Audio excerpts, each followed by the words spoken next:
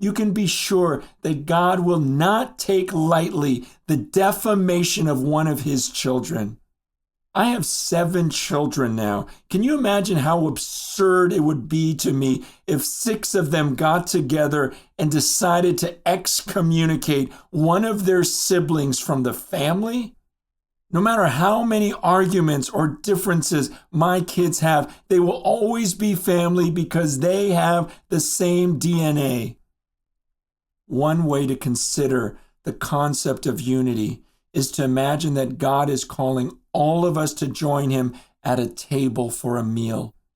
After all the heartbreak and rebellion and doubts and struggle, the Bible ends with a picture of God's people joining him for a marriage feast.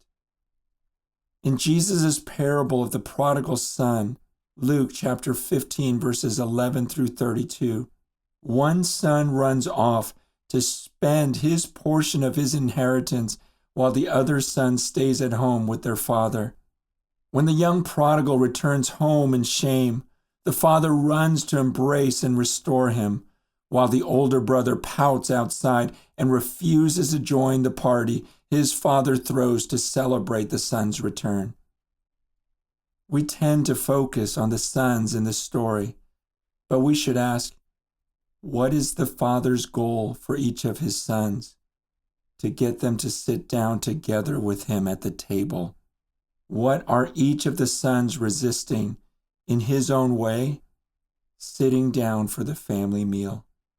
One version of immaturity and one source of disunity is running away from the Father to pursue our own passions. When we are able to get past the madness that drives us to the far country in search of pleasure or significance or autonomy, we can set aside all our shame and come back to the Father just as we are. We can stop trying to live large or make a name for ourselves. But the other version of immaturity and source of disunity is standing there like the religious older brother who refused to join the party because the younger brother sinned. When we are able to release our outrage that the prodigal has returned, to stop demanding penance or some positive contribution from our brothers or sisters who have failed, we can set aside all our self-righteousness and come back to the Father just as we are.